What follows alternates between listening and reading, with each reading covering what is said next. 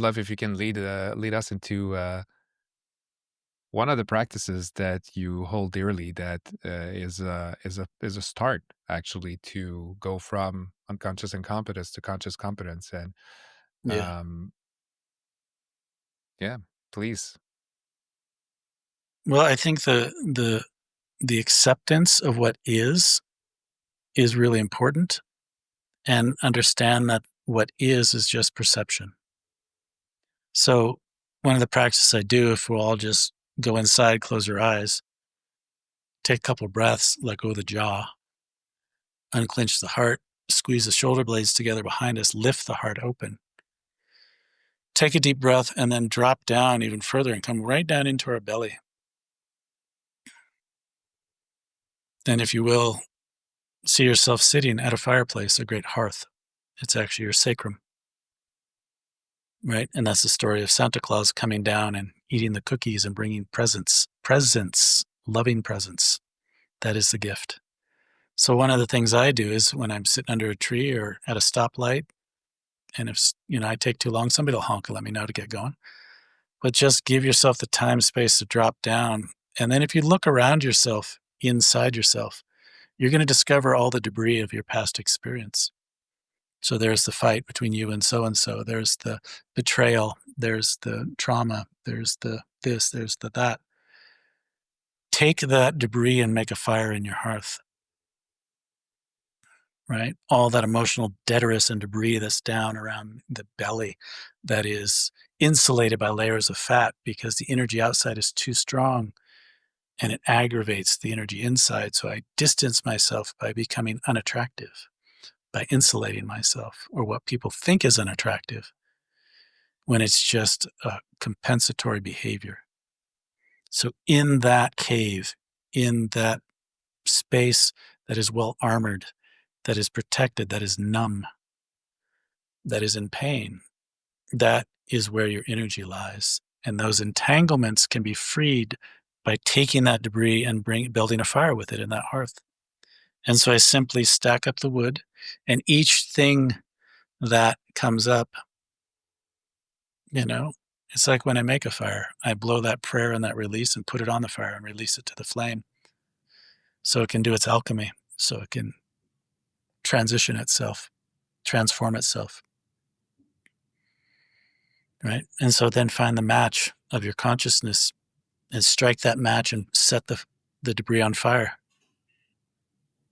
And as it starts to warm up and spread in that hearth, start to recognize the energy of the sun that is entrapped in a log, or your life force energy that is entrapped in the entanglement, in that brush, in that bramble, in those thorns, and set it free and feel the warmth come back to you. It's just like a soul retrieval. And when it starts to die down and you're ready for another one, you reach around and you find another one. Oh, there's that argument with my mom. There's that breakup with the girlfriend, with the boyfriend. There's that betrayal. Here's that whatever it is that I saw only as that because that's the only perspective I had, and that's what society allowed me. Because no one taught me about unity consciousness. No one taught me in that time space to work with my meridians so it doesn't sit in my body and become short-term parking. That becomes my premenstrual syndrome that comes out hormonally to clear it out. And I'm just repressing that too. So then it's going to become long-term parking, which means the photonic light is going to freeze and become horizontal and sit in my body. And I'm going to reproduce that in my cells because I copy what is there before. And that is called dis-ease and aging. So I'm going to take all that debris and I'm going to put it on the fire. And I'm going to ask this fire to transform it in such a way that I can feel the heat and the warmth of that and reinvigorate my body in these cold places where I've occupied, where I've been in isolation, where I am numb, where I'm angry. And I let that anger realize what it is, which is unrealized sadness. And I'm going to put that sadness on the fire and let it burn off until it becomes joy, because sadness is unrealized joy. So anger is the unrealized sadness, and sadness is the unrealized joy. And I'm going to sit in the warmth of my fire and tend to my fire and feel contentment. And I'm going to feel the joy of the transformation of my debris. And I'm going to recognize it not as something that I have to hide from or put under the carpet or store inside me, but the fuel, the compost that grows this vessel. And so as the smoke from that fire rises up through the 33 steps of Jacob's ladder and up through the hara line, up through the chakras, and emanates out of the crown, it disperses out into the universe and then falls back to earth in the toroidal field and goes back into the earth mother, the pacha.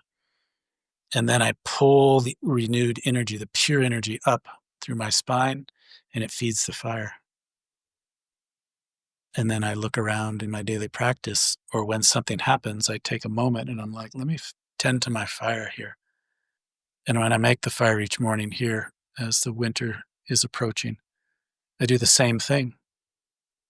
Throw a little sage on there, you know, learn to work in ceremonial ways so that I'm conscious of everything I'm doing. And in more advanced stage of that, one will just simply become aware or be aware of every thought they have. And any thought that's not in harmony and love, it'll be reeled back and reconfigured. And that takes some dedication and devotion. But to me, that is a good life. So if we are out and absent-minded or working in conditions that are not perfect, then we can start to value certain things. There's always a cost to having an income. And I find wealth is my free time. And I don't need much. And I've never met a true maestro that finds satisfaction in external things. I've always found them to be pretty simple because that, as Da Vinci said, is the ultimate sophistication.